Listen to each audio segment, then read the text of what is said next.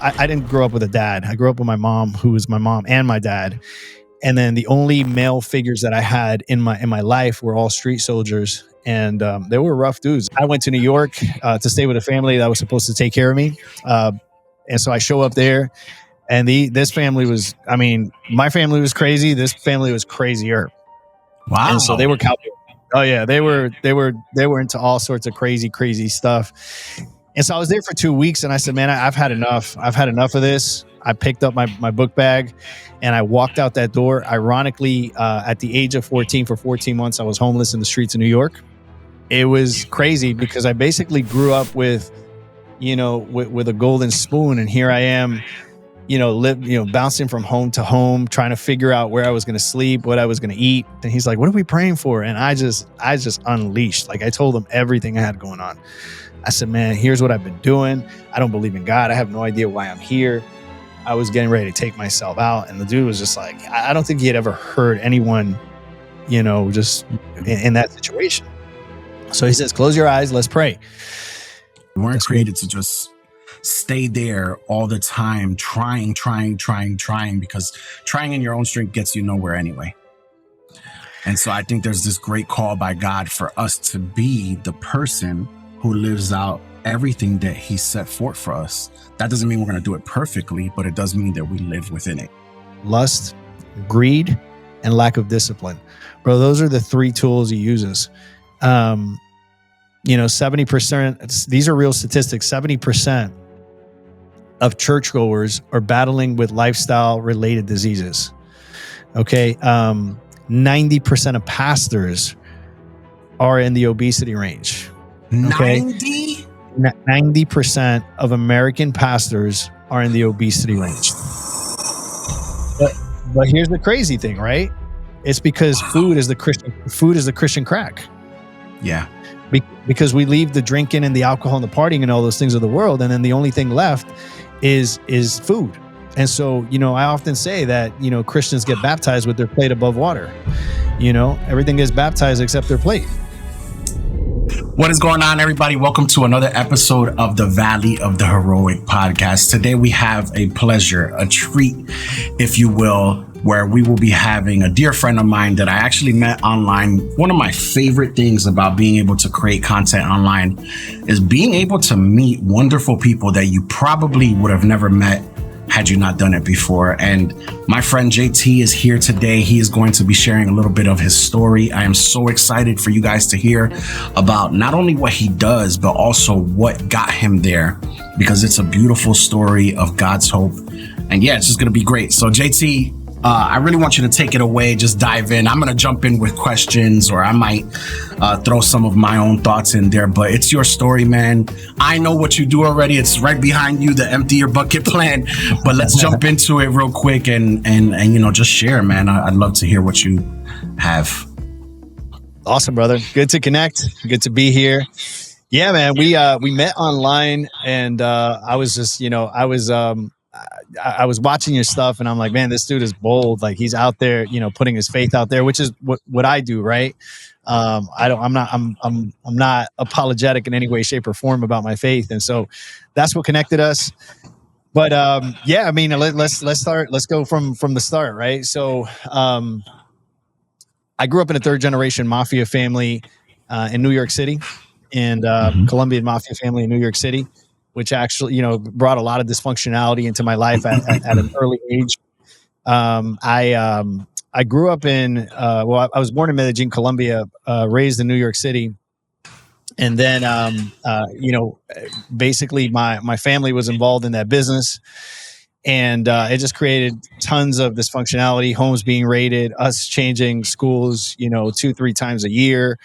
And so, growing up, that was rough. My mother, from 1979 to all the way to 92, basically ran these crews in New York City, and she got indicted by the Southern State of Manhattan for charges, and she was going to go away for 25 years.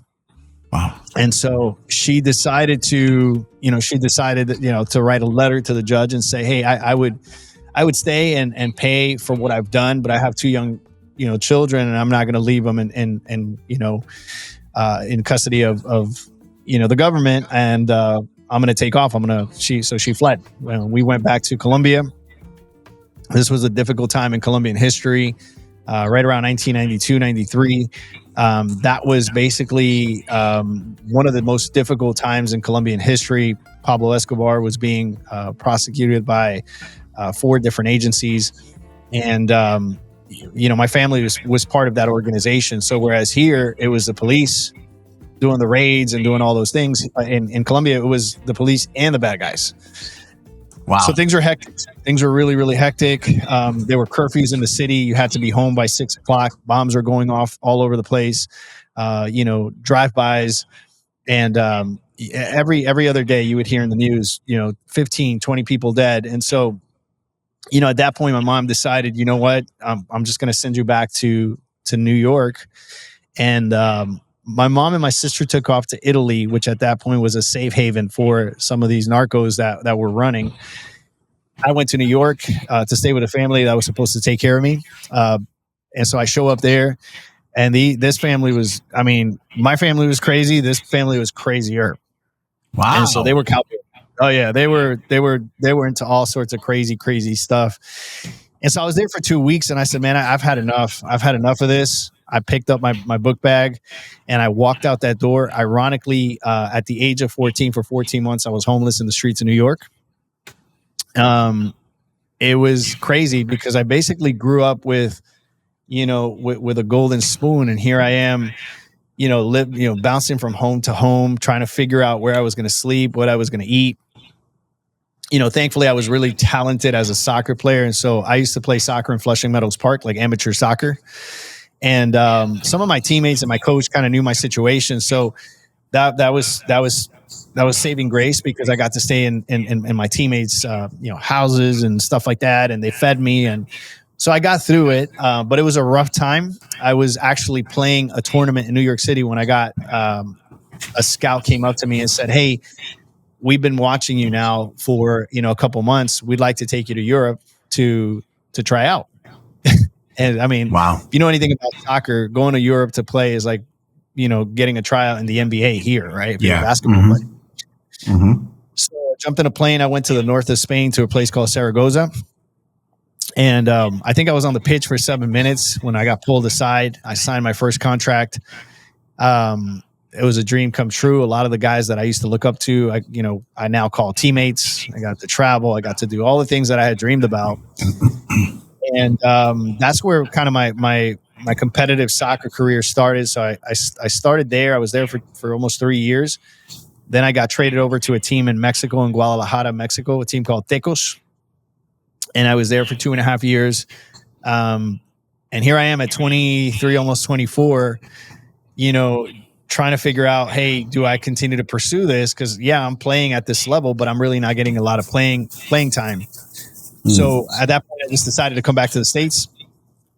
And so basically, I left soccer aside, came back to the States, 24 years old.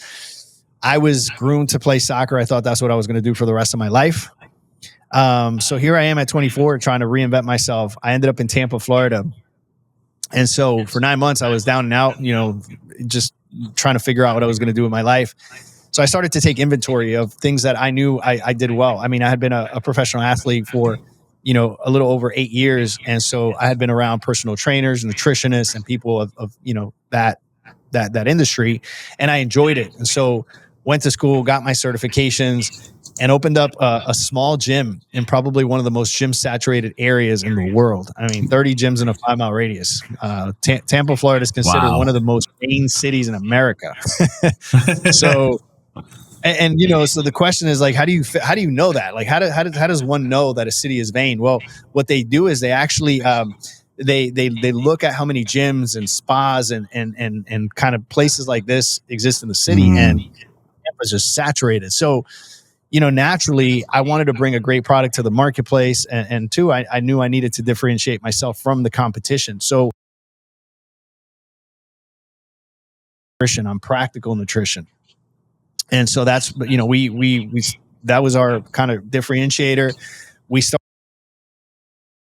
called the Empty Your Bucket Nutrition Plan. And that really set us apart from all those other gyms that were around us. People started coming to our gyms to do transformations. People from Orlando, all the neighboring areas would come for our 6-week challenges. And so we became very well known for helping people lose 25, 30 pounds in 90 days. Like that was our, call to fame. And things were going really, really well. I didn't grow up in a home where God was the main focus, and so at this point, I'm a man of the world, and got a little bit of success going for me, and I started a party. I got really caught up in the nightlife. I was at that point at the age of, I'm speeding through all these years, right? At the age of 27, I pretty much, in worldly terms, I was successful. I had 3 rental properties. I had 2 luxury cars that I had always, dreamed of. And I thought I had arrived. I had money in the bank. Things were going well. My business was really, really booming. But man, something was really interesting.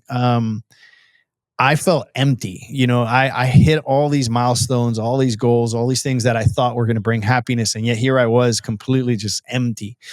It was the weirdest thing. I couldn't understand it. Right. So, I had gotten caught up in the party world, and there was this guy I used to bump into in the elevator. I was on my way out to get faded into the night. I would only bump into this guy on Saturdays, which is interesting, right? I would always get into the elevator, and it was him and his wife. And what struck me about this dude was that he was a good looking dude. He had a beautiful wife.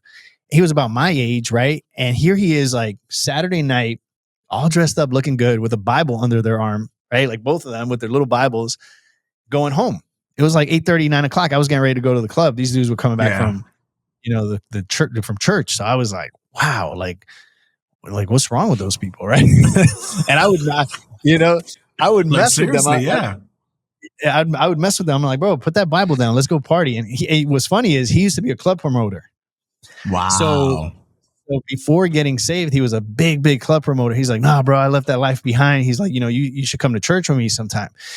And your typical, heathen response, oh, the walls will cave in if I come into your church, blah, blah, blah. I'd always joke with him, but he always struck me as a genuine guy. Like that I couldn't deny. Like I knew he had this piece to him that I didn't have, but I just couldn't understand where it was coming from. So yeah, one Sunday morning I wake up and I'm down and out, and I'm hungover physically, mentally, spiritually.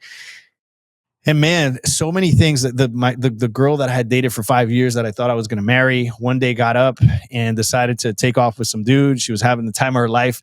And in St. John's, I came down with a diagnosis, a heart diagnosis, a atrial fibrillation, and a flutter from the lifestyle I was living. So I was down, man. I was really, really down. I was like, man, my soccer career, I achieved my dream, and then, that kind of fell apart. Here I am with everything I think I should have, and I'm empty. And this girl, the girl I loved, her family was my family. I lost her. I lost the family. I was devastated. So I wake up one morning. I had a crazy, party, whatever weekend, and I'm writing this letter to my sister, getting ready to check out. I'm just basically giving her all my passwords, apologizing for what I was about to do, and she and so in that moment, man, it just kicked in. I'm like, man, I'm in a really, really bad place. I should probably reach out to someone before I do something stupid. Yeah. So I decided to pick up the phone and call this dude that I used to bump into on Saturdays in the elevator, right? The elevator guy. And so I call him up. I said, hey, bro, I said, I know we don't know each other well. I said, but I don't think I have another day in me. He's like, what do you mean? And I said, I'm going to take myself out. And he's like, what? He's like, yo, don't do anything stupid. Like, let me just wait for me. Let's chat. So he comes down. He used to live above from me. And he sits across from me, dude. He shows up with Bible in hand and everything. He sits across from me. He says, let me tell you what God's doing in my life. And I said, you're going to have to give me something else, because I don't believe in God. And bro, he looked at me as if he were talking about gravity, like with the certainty that gravity is real. And he looks at me and he goes, God is real, regardless of what you believe or not. He goes, and so is the devil. He says, and by the way, his agenda is coming true in your life. I said, his agenda? He goes, yeah, his agenda is to kill, steal, and destroy. He says, but Jesus has come to bring life and life abundantly. And I just kind of looked at him and I'm like, okay. I said, what do I do with that? He said, well, he goes, what are you doing tonight? I said, well, I was going to take myself out, but if you have better plans, we'll go do that. And I was serious, man. I was dead serious. Like I was There's a not. lot that qualifies as better plans than that. Yeah, Right? exactly. Right. So interestingly enough, bro, like I'm feeling bad for the guy because he's like, he invited me to church. Like, I reached out. Let me go to church. So I got in his car, reluctantly got in his car. We show up to this beautiful building. At that point, I had never been to an evangelical church before. Like the only thing I knew was the Catholic church, right? And so I show up to this beautiful modern building, and I walk in and I see two things I love. I see Starbucks and beautiful women, and I'm like, yes, Jesus, this is. I'm like, if this is Jesus, I'm in. Bro, and they were giving the coffee away for free. I'm like, let's go, And so walked into the sanctuary, and I remember this young pastor, was preaching that day, just a topical message on the book of Job, and it hit me like a ton of bricks, right? So I look over at my buddy and I go, did you tell this guy what I have going on? He said, JT, this is a mega church in Tampa. He goes, bro, there's like 800 people in here. He goes, that's how God speaks to us. And so I'm like, okay, cool. So service was over. I said, I thanked him. I said, let's go. And he goes, let's go to the prayer team. I said, prayer what? He goes, prayer team. So I said, okay. So we were walking up to this young looking, there's some people up front to pray with you. So we start walking up to this young guy. He looked like a young, innocent looking Justin Bieber, and I'm like, what is this Justin Bieber dude gonna do for me, right? And I remember we walked up to him and he was all nice and he's like, what are we praying for? And I just unleashed. Like I told him everything I had going on. I said, man, here's what I've been doing. I don't believe in God. I have no idea why I'm here. I was getting ready to take myself out. And the dude was just like, I don't think he had ever heard anyone, just in that situation. So he says, close your eyes, let's pray. And at that point, I was so embarrassed. I grew up, I didn't grow up with a dad. I grew up with my mom, who was my mom and my dad. And then the only male figures that I had in my life were all street soldiers, and they were rough dudes. And so I was told never to cry, especially in front of another man. And this dude starts praying. And I don't remember anything he said. I literally was just like in a daze because I was so embarrassed. and I just kept thinking, I hope no one that knows me is seeing me right now, is watching me right now. And so I don't know what he was saying, but all of a sudden I felt like I put my finger in an electrical socket and I started bawling like a baby. Wow. And I'm just crying. And, the guy, he got done praying. I thanked him. That day. And as I'm walking out, I see this older gentleman. He was probably in his late 60s at the time, with a fatherly figure. And he looks at me and he says, son, why are you crying? Which, no one had ever called me son in my life, like another male, bro. And I was a mess.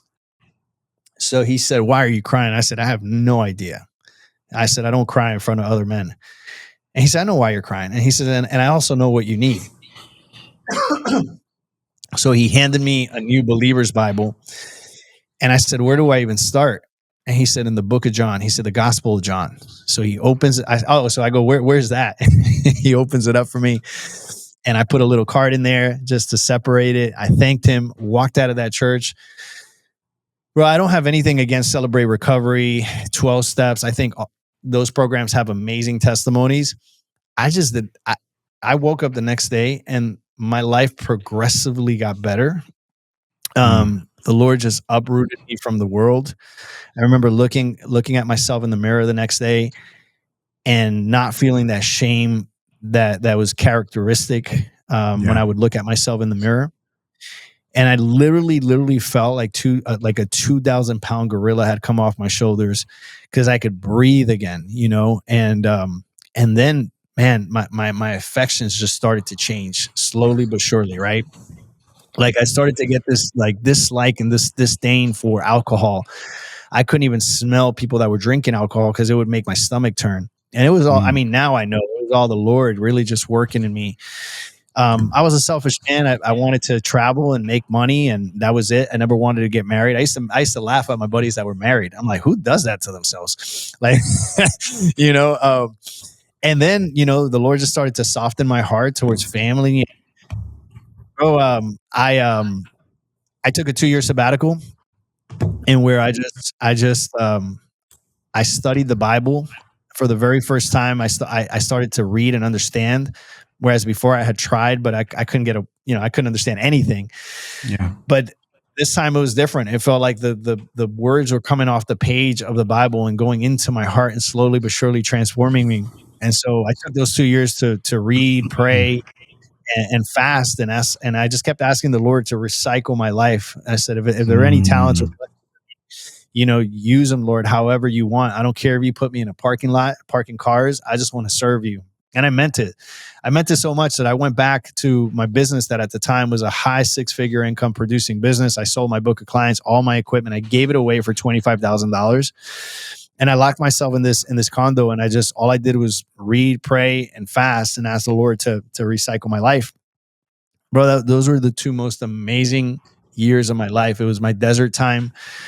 The Lord took me away from everything I was dependent on: money, influence, people, places, things. It was just me and the Lord, right? And in that time, I met my wife, met her at a conference. We dated. Listen to this. We dated for 3 months, got married on month 4. We like to tell friends we got married, and then we met, and then we got to know each other.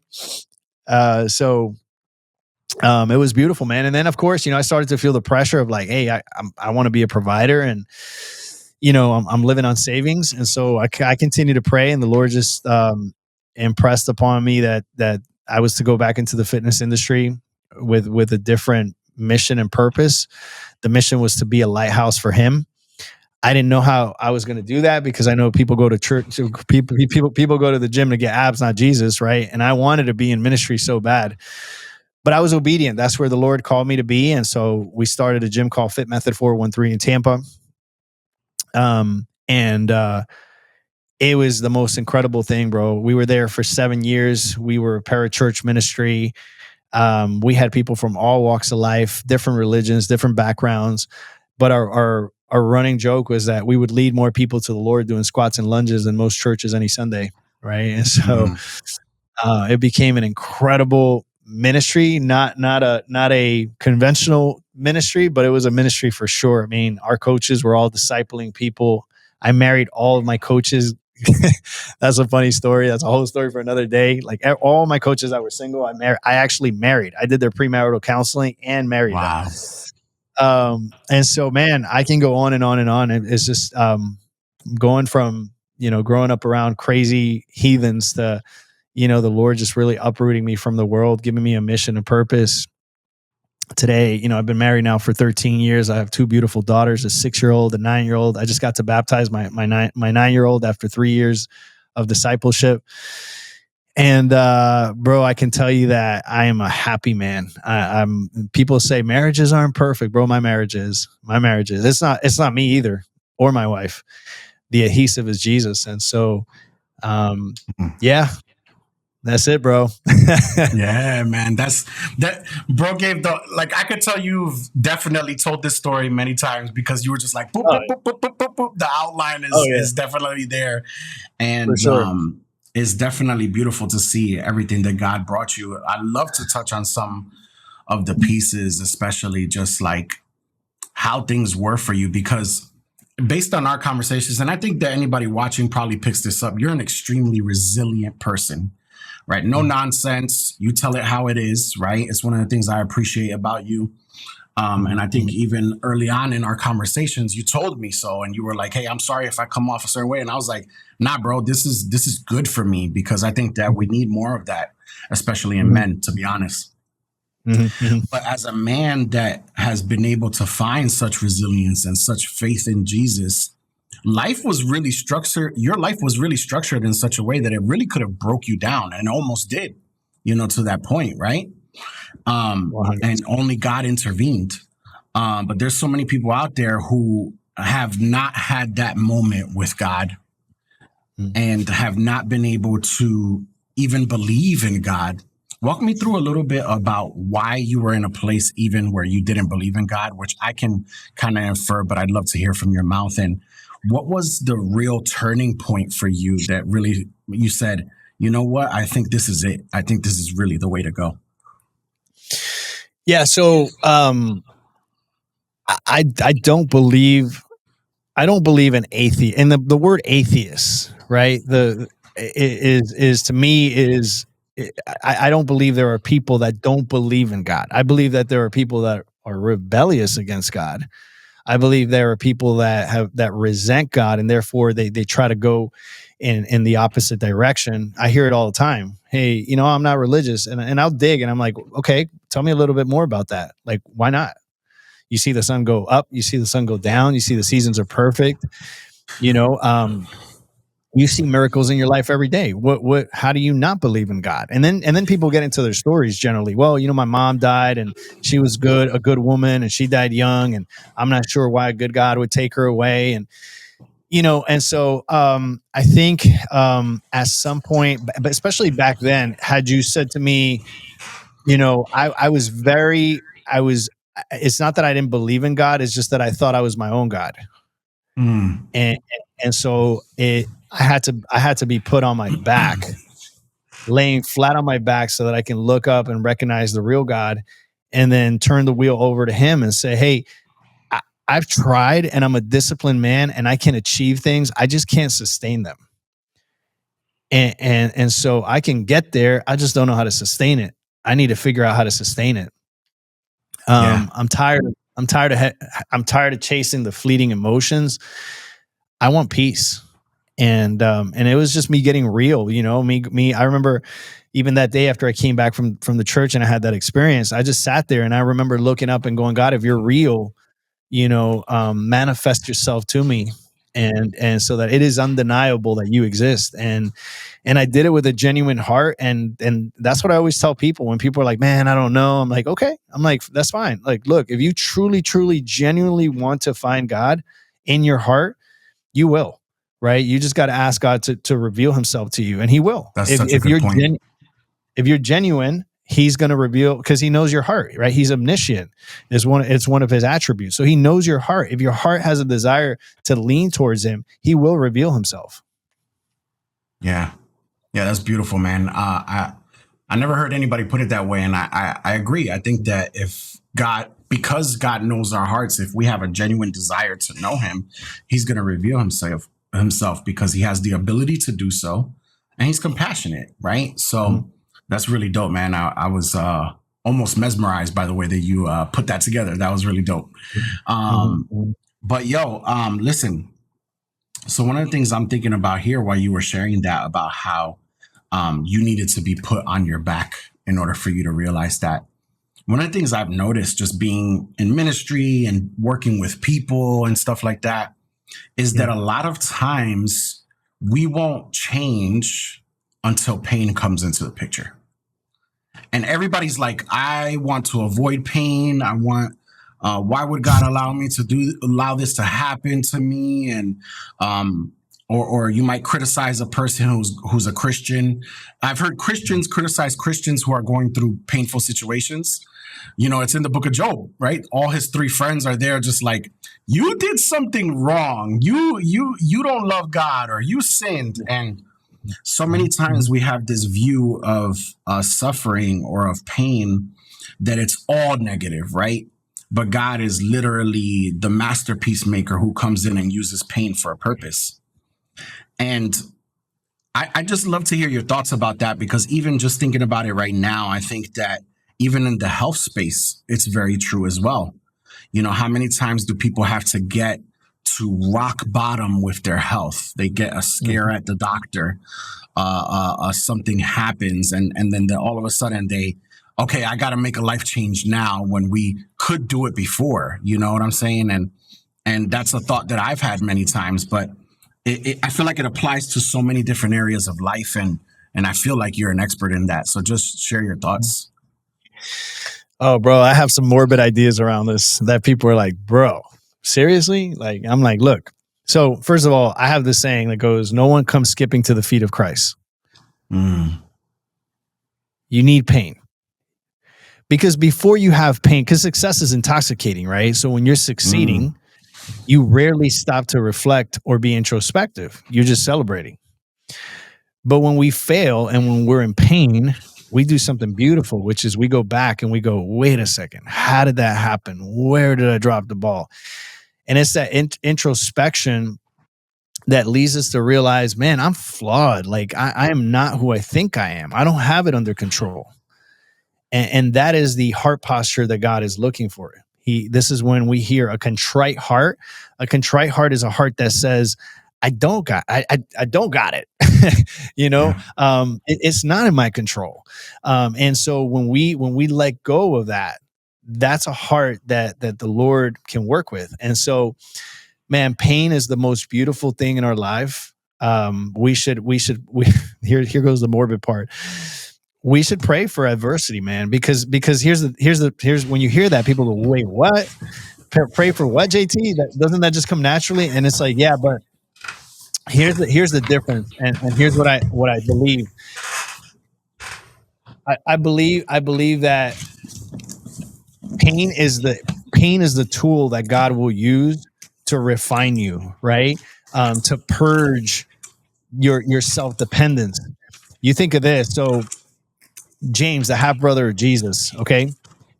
Picture growing up with the Messiah, okay, and the kind of wisdom that was in that household, okay?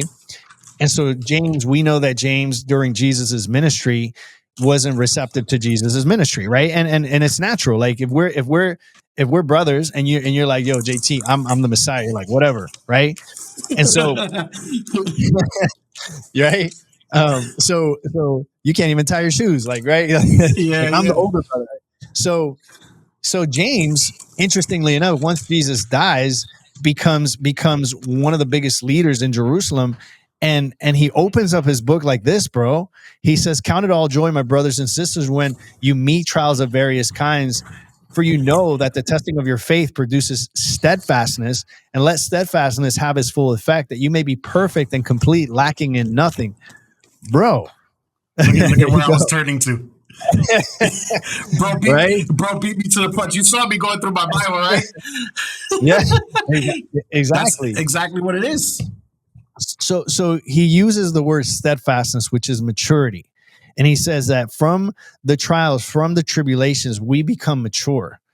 And then he goes on and he says this. He says, and let steadfastness, maturity, have its full effect. Okay. And it says, and complete and lacking in nothing. So we lack in nothing when we go through trials, not when we white knuckle our way through trials, but when we are submitted to Christ under trials and we go, I know you have a better plan. I know for us believers, Romans 8:28, and we're going through Romans 8:28 in our head, and we're thinking all things work together for those that love the Lord and are called according to his purposes. And we believe that in our heart. Trials become so much easier. And what I tell people is when trials come, we tend to brace ourselves, whereas we should be our eyes should be wide open, going, not, why is this happening, but what is it happening for? What is it that I need to learn? And bro, I'm telling you right now, man, the reason I love, like even today, praise God, with financial stability, anytime I have a plate in front of me, when I say grace, I mean it, because I remember walking into Chinese restaurants in New York City as a 14-year-old kid, starving, and asking if I could clean the bathrooms so that they can give me a little box of rice, right? And so it is those things that make you appreciate. It is those things that make you work hard. So, man, yeah, we don't want adversity, but that's how we grow. Yeah. That's how we grow. That's how muscles grow, by the way. Yeah. Right? Literally. Yeah. You go to the gym, you put your muscles under stress, it creates hypertrophy. Same thing in life. But we avoid it. We're like, oh, I just want to live this peaceful life, and I don't want to get in any trouble, and I don't want any adversity, and I want everyone to like me. It's like, no, man, that's not how we grow. Yeah. So, and it's so dangerous for us to like be that person who's constantly avoiding the pain too, because not only do you stay stuck, but like even if we're going into like the muscle aspect of it, if you aren't using that muscle, what happens? Yeah, I mean, it gets one of the things I tell people all the time is, here, for example, here in America, I mean, considering the rest of the world, we have it easy. You hear a lot of people complain about, oh, this country's going to hell. I'm like, you haven't traveled. This is the last stronghold for the world. Even though things aren't perfect here, man, you just got to go somewhere else and see how there's everything is breaking loose. Like, I'm originally from Colombia. We go back there all the time. Beautiful country. A lot of Americans are moving there.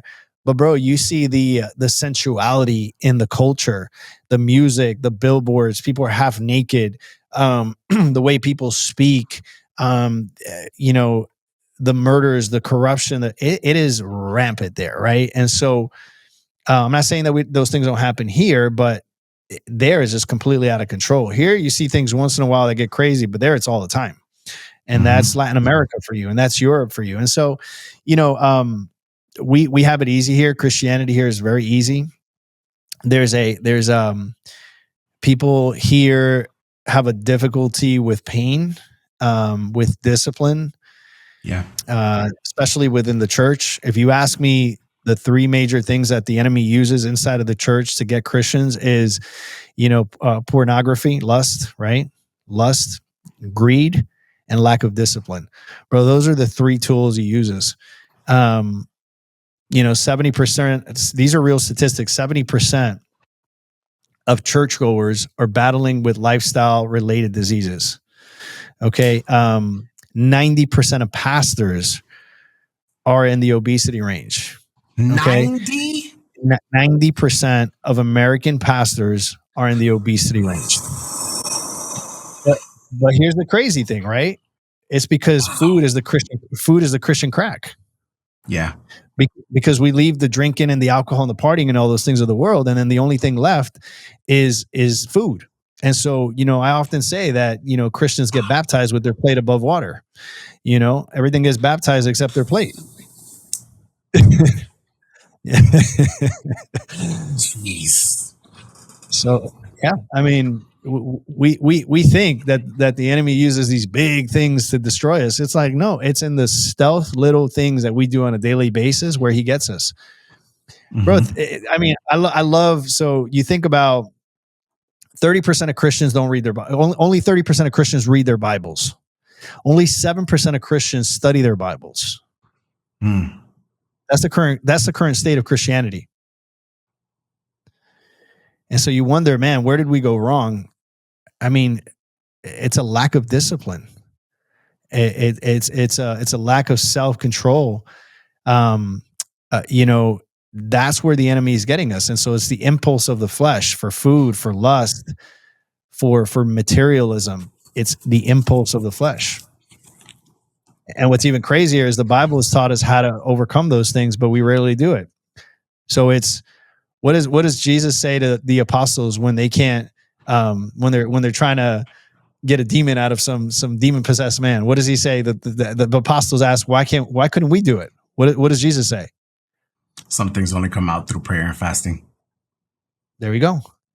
Does the church pray and fast? Rarely. I know some churches, mostly on the charismatic angle, are always fasting and praying. More of the left brain churches, the Reformed churches, that's non-existent. Like praying and having the entire church go into a season of prayer, that doesn't happen. Those are the two biggest weapons we have, and they're the most underutilized weapons, right? Out of the three major religions, we're considered the laziest.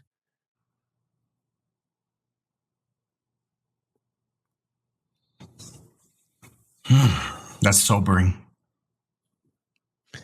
Crazy. I mean, Islam, the Nation of Islam, is known for fasting, extended periods of fasting. They're well known for prayer. They stop to pray five times a day. The Jews have their kosher diet. and whether it's good for them or not, that's a whole different story. But the fact that they're actually taming their hunger from certain foods and saying no to certain things and training themselves to say no is powerful, because we need to train the flesh to say no. Christianity, we have the truth, and we're not utilizing any of these things. We're not praying. We're not disciplined for prayer. We're not disciplined in our Bible reading. We rarely fast, and so, I mean, that's where we're at. Yeah. Do you feel like we are on, and is it that, because I know, statistics, are we in a constant plane? Are we in an upward trajectory? Is there improvement in this area? Or are we just getting worse and worse and worse and worse and worse? The state of Christianity? Yeah, in regards to what you were just talking about. Oh, it's getting worse, man. It's getting worse. What's even worse, man, is that the American church has exacerbated the issue because we're exporting the American gospel to other nations. You see it now in Latin America. You see entertainment over sanctification. You see emotions versus true Bible teaching. And so, you have these big performances, these big worship performances, which, don't get me wrong, I love worship music. I like contemporary worship music, but you notice that most of the emphasis is put around that. And then you get a guy that stands up there, and unless it's a church that's committed to expository teaching, you're getting all these topical messages, which sound more like sociology than theology. And so people are going there to feel good. And, and people sometimes are push back and go, well, isn't that what you go to church for? It's like, no, you go there, you go there to get conviction. I don't go to church to feel good. I go to church to get conviction, to be corrected, to be sent in the right direction, to repent, to those things. But that's, you rarely see that in the church today. So I think the current state of Christianity is in a very dangerous place, and it makes sense, man. I don't think, I know we've been saying this since we read in the Bible. The apostles were even waiting for, after Jesus went, they thought he was probably going to come back during their time, and you hear a lot of end time talks now. Oh, we're at the end times, and whether that is true or not, I don't know. People ask me all the time, hey, do you think we're going to experience the end times?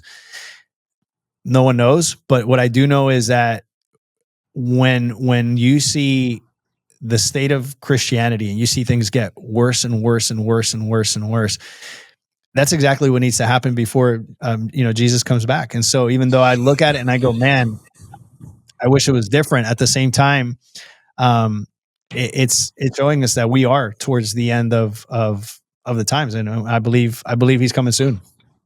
Yeah, man. And hopefully he comes back for a church that's repented and chasing after him. That's right. Out of curiosity, and I know this is your podcast, are you post rapture? Where do you stand with rapture? I was always mid tribulation. Okay. Rapture. Okay. But I don't know, man. I gotta be honest. I haven't really gone into like Revelation in a while, just because I always feel like it's a rabbit hole, But yeah, I was always mid, and I had to do like a whole paper on it, and I had in my Bible degree, we had to do a whole paper on everything, and it had to be crazy research. And I think that was probably the last time I touched the book because of how much research I had to do. Yeah. But yeah, why do you ask? No, because I see these big debates, right? Pre tribulation, and I'm like, how about we just do this and we all just get fire insurance? and we just simply we pray for pre, but we get ready for post. Yeah. Because you see the life of the apostles, man. Those they were all murdered except John, right? Mm-hmm. And it's like, why would we expect to not suffer? Yeah. When the biblical theme is that we're called to suffer, we're called to carry our cross. Yeah. And so it's the fact that we carry it well that causes people to turn to Jesus. That's right. So yeah, I mean, that's exactly when people ask me, man, I get what you're saying. It's a little, your view is a little pessimistic. And what I say is, it's not that it's pessimistic in terms of the church. What I'm trying to do, specifically with what I do with my nutrition plan, which, I work with everyone, but I would say 100% of my members are Christians, is really teaching Christians through practical ways through nutrition and activating their physiology on how to become disciplined, because I believe that that's the discipleship that most churches missed. How do you take care of your body so that then you can show up to your devotional time and your prayers, so you have room for fasting, so that so you're doing all these things. But then we teach that through practical ways. So people come to our program to lose weight. And what they end up finding is, especially now that we have Bible studies on Wednesday, we have our temple stewardship Bible studies on Wednesday. On Fridays, we do more of a nutrition tactical webinar. But inside of the Bible studies, what we're doing basically is we're looking at the stewardship of the temple, right? We're looking at temple stewardship theology, right? Like what does God require from us from that perspective? But what we're doing is we're pointing people back to time management. What time are you waking up, right? So, hey, wake up an hour before you're supposed to get up, right? Start off with your zone 2 cardio. Follow that up with, 15, 20 minutes in the Word. Make sure you pray before you start the day. If you have time to have breakfast, you have time to read your Bible, right? And so organizing and time managing people, that alone, bro, is a game changer for most people. And then being held accountable to it, right? And so one of the interesting things we have inside of our program is we know that when people are getting to their devotional, listen to this is crazy. When people are actually getting to their devotional Monday through Friday, they up their prayer life. Adherence goes up by 98% to our program, to the parameters of the program. Insane.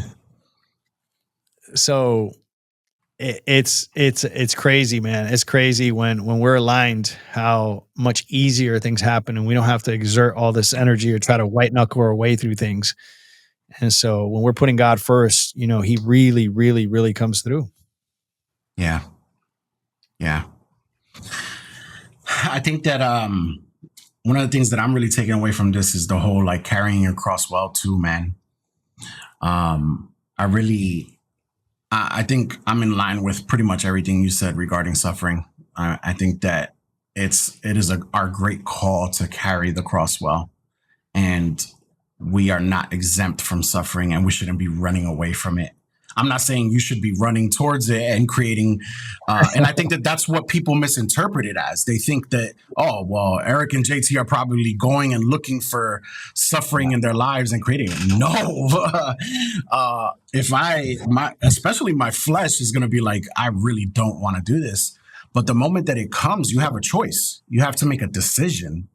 You have to choose how you're going to go through this. And in many ways, that choice has an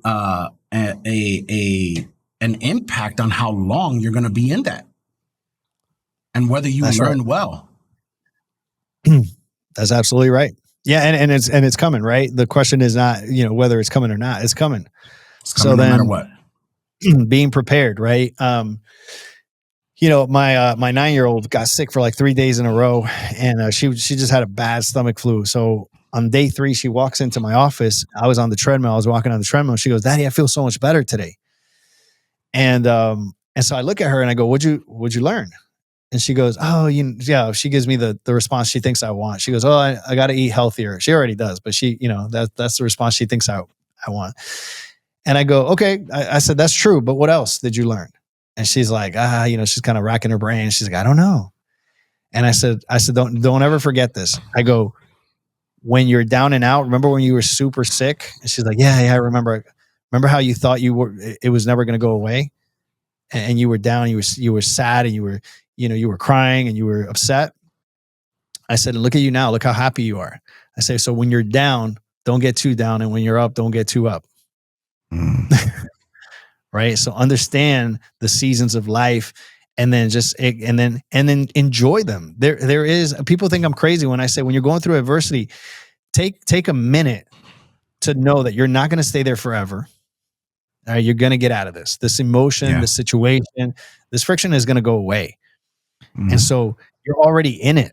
So you might as well take advantage of whatever it has to offer. And it has a lot to offer. But in order for you to do that, you have to have your eyes open, right? In order for you to do that, you have to be praying, and you have to be asking for wisdom and discernment, right? If any of you lacks wisdom, let him ask God, who gives generously without reproach, and it will be given to him, says James, right after he talks about adversity, right? Yep.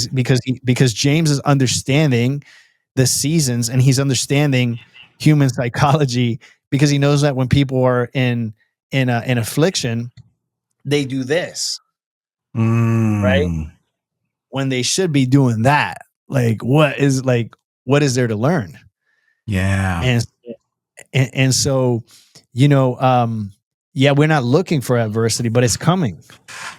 And so get ready for it. So then people say, well, how do I get ready? Like, look, man, when you get up every day and you're reading your Bible and you're praying and you're fasting, what you're doing is you're taking your spiritual deposits, you're putting spiritual deposits into this little edifice that we have called faith, right? And you're expanding that. So when the storm comes, you're standing on the rock. So that's what we get up every day for and pray. That's what we get up every day, that nourishment, right? So that when adversity comes, we're not shaken. Man, I think that not just for the person who might be struggling with like their faith and a lot of similar things that you were talking about in the beginning, but for the Christian as well, there's a very deep and important lesson here. I think that, to be honest, I think that many times as Christians, we could be very Eeyore, very woe is me. And we get into situations and there's no boldness. There's no, I don't know if it's a desire or just like a vision to be able to overcome. And God calls us overcomers. We can even take a big example from Jesus. Like Jesus, when he was suffering and at his lowest point, he wasn't all happy-go-lucky and saying, yeah, this is great, God. He himself said, God, if this cup can pass from me, please let it pass. But if not,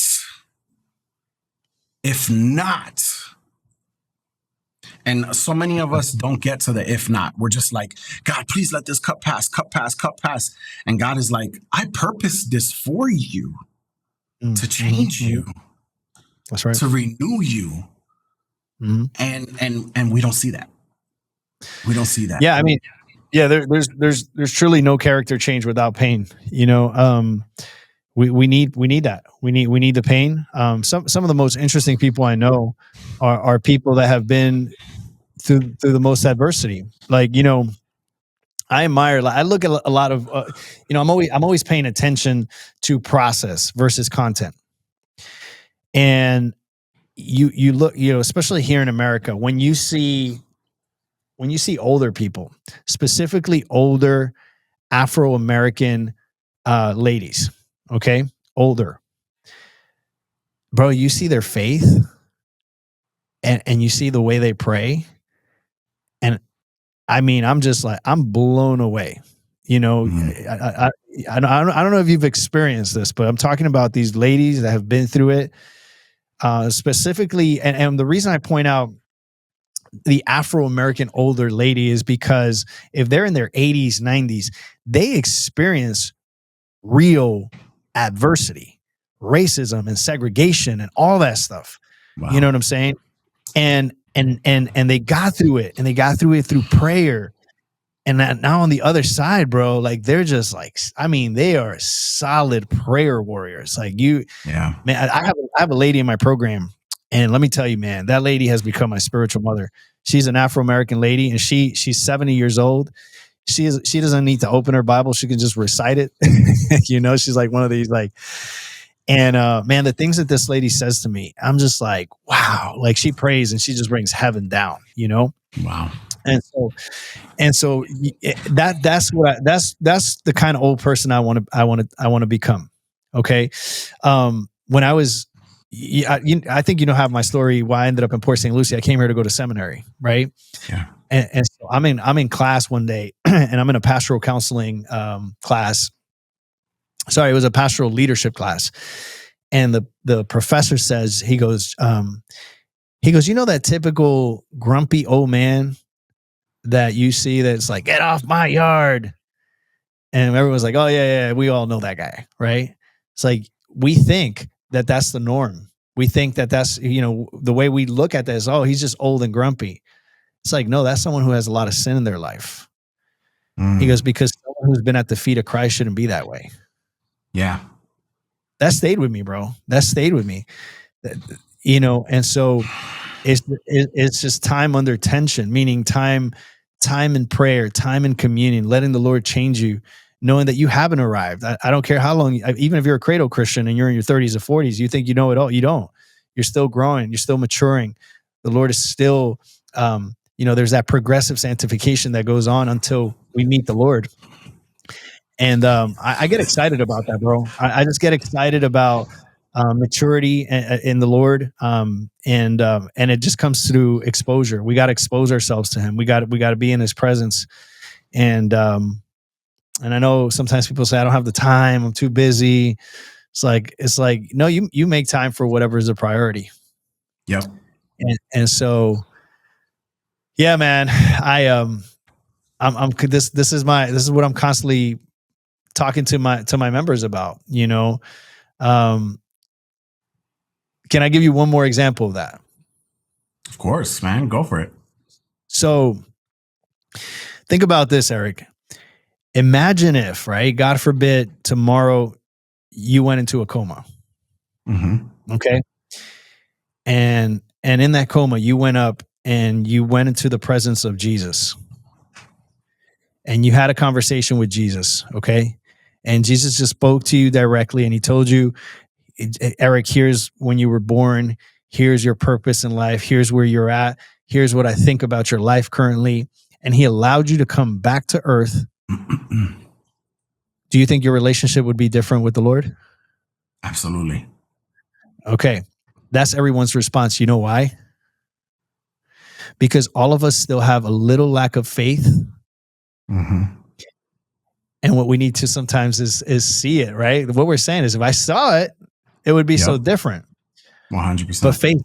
But faith says that in order to please God, we have to have faith, right? And so the question is, why aren't you living that way now? Yeah. Right. And it's because we all have that little bit of distrust, and I don't know, and it's not so tangible for me. But the prayer that I'm constantly in is Lord, give me an eternal perspective, right? Give me this perspective of what's to come, and allow me to see just a glimpse of that, or to understand it in my heart so that I can live different.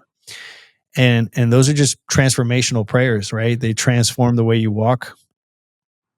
They make you more empathetic towards people.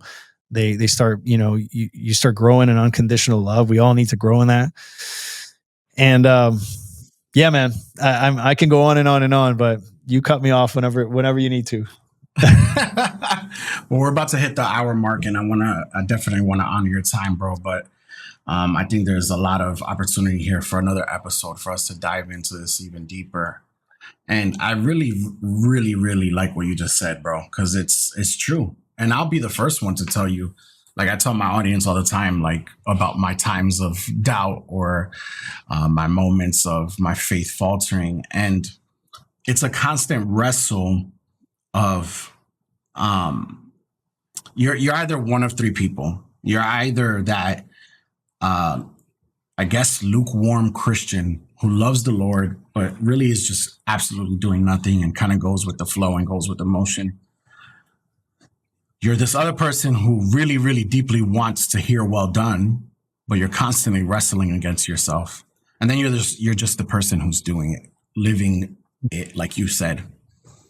And I don't think we're obviously not created for the first one, but I don't think enough people are talking about the second one and how we weren't created for that either. We weren't created to just wrestle. We weren't created to just stay there all the time, trying, because trying in your own strength gets you nowhere anyway. And so I think there's this great call by God for us to be the person who lives out everything that he set forth for us. That doesn't mean we're going to do it perfectly, but it does mean that we live within it. Yeah, I mean, we definitely got to do episode 2, because that number 2 person, the secular world would say that the reason that's happening is the reason they are stuck is because there's trauma in their life. But because we know better, it's not trauma, it's sin. Yeah. The secular world calls it trauma, we call it sin. And then you're like, what's sin? The thing that I see the most in people is this. I talk to Christians all the time in place number 2. And what they'll say is this. I'll say, you have unforgiveness in your heart. And they're like, JT, I've forgiven everyone that's transgressed me. It's like, yeah, but you haven't forgiven yourself. A lot of people are stuck in that I'm not enough. Look at what I did. Look, I keep falling. I could try to get up and then I fall again. And it's just like this self-inflicting pain consistently. You've forgiven everyone but yourself. Yeah. So you got to start forgiving yourself. Once you forgive yourself, man, you walk in freedom, because that's what Jesus did for us on the cross. He said it's done. Tetelestai. It is done. Yeah. Wow.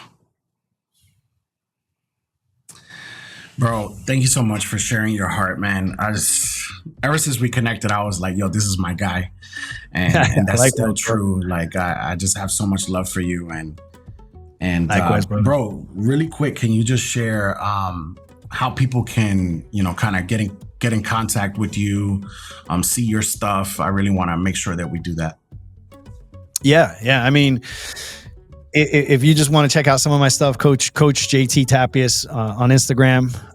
If you want to connect directly, and this is not, most people are like, oh, it's a sales call. Like if you're struggling specifically in the area, that's what we do. The weight loss.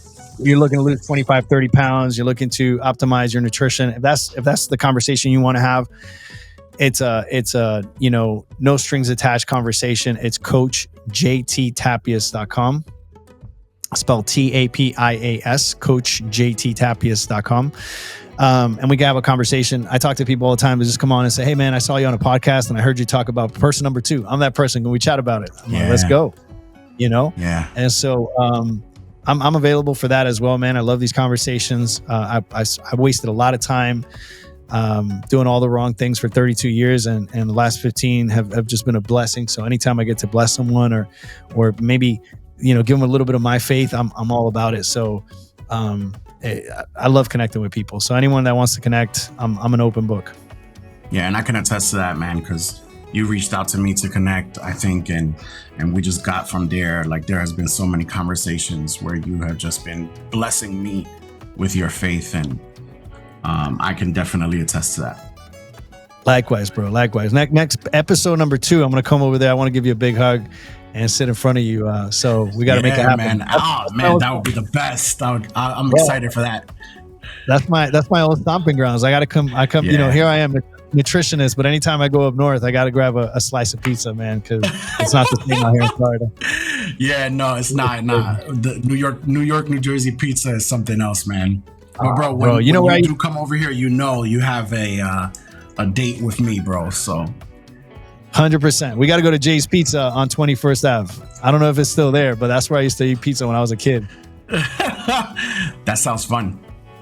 Yes, sir.